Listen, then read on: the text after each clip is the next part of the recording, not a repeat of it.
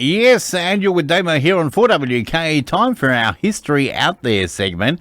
And Harold Peacock is joining us live from Mackay, where he's researching the most incredible street chase in Queensland legal history from over a century ago.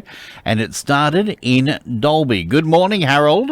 Yes, good morning, Damo. It's a beautiful morning up here and so much history and Dalby history up here as well. But before I start, yes, I'd like to give a shout-out, if that's okay. For sure. I was in Toowoomba last week and bumped into my all-time favourite basketball coach, John Goulson.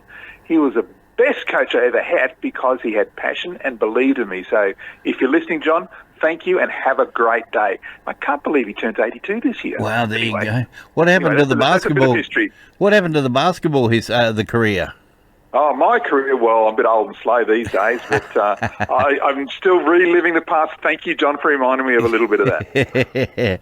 Oh, well done, John. All right, let's take a little look at this story, and it's rather intriguing, this one. Yeah, look, I was researching the solicitor Samuel Bryant Wright, who set up business under the name S.B. Wright in Dalby in 1882. And he successfully argued his first case, and a prosperous future was predicted. He'd been unable to the Honourable Walter Horatio Wilson. Now, he was Queensland's leading solicitor, a government minister, and his family actually owned the historic home Dover Court in Brisbane, which, as you know, I've written a book about. Yes. But anyway, Samuel Wright relocated his firm from Dalby to Mackay, where the amazing street chase happened. But first, I came across another solicitor in Mackay. His name was Gilbert Vaughan Wright. Now, in 1865, he mysteriously disappeared and nothing could be found of him. That was despite Lieutenant Rudolf von Freudenthal, who was an Austrian count. He led his troopers of the Queensland Native Police on a 2-day search. The remains of Wright were eventually found a month later, and sadly, he'd been suffering from the occasional attack of insanity. Anyway, Wright's widow later married Robert Smellie of the historic Smellie building in Brisbane. Some people say Brisbane is. But anyway, the Dalby solicitor Samuel Wright, he moved his firm to Mackay and employed his son, William Alfred Wright. And it's William Wright who in 1919 made headlines across the country. It involved a sensational running fight, determined struggle, and probably the best chase scene in Queensland or even Australian history, and it covered half the town. Now, what happened was the young solicitor Wright returned home at 8 o'clock one night and discovered a man in his drawing room. Wright rushed to the man and they locked into combat. After a fight lasting several minutes, the burglar escaped. He tried to climb a side fence, but Mr. Wright again caught him, and a further ding-dong scuffle ensued. The man jumped the front fence, but only to have the solicitor again grab him, and more fighting followed.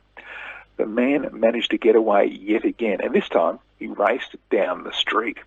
Now, Mr. Wright pursued him for 2 blocks, and then the man tripped in Brisbane Street, and Mr. Wright, coming on behind, fell on top of him. Now, after more fighting and wrestling for minutes, several minutes between the two men, by now, they were both completely exhausted. Another man who was passing the street intervened, and the runaway was apprehended and taken to the police station. Now, the culprit was James Clark. He was a thick-set man who'd previously been convicted of grievous bodily harm. So our solicitor, Wright, did well to come out even in this epic encounter. Now, Clark was convicted of having been found in a dwelling for lawful or unlawful purposes and sentenced to 6 months hard labour in Stewart's Creek Jail in Townsville. Now, the original Dalby firm of solicitors is still practising today. They are under the name S.B. Wright and Condy. They've been there in Mackay for the last 141 years. But in my mind, Damo, they will always be remembered for the Dalby founder's son who sensationally chased and fought and intruded through the streets and over the fences of Mackay 105 years ago. And let me say, I loved retracing his footsteps here this week. Well, I can imagine. Now we just need you to get to do the chase.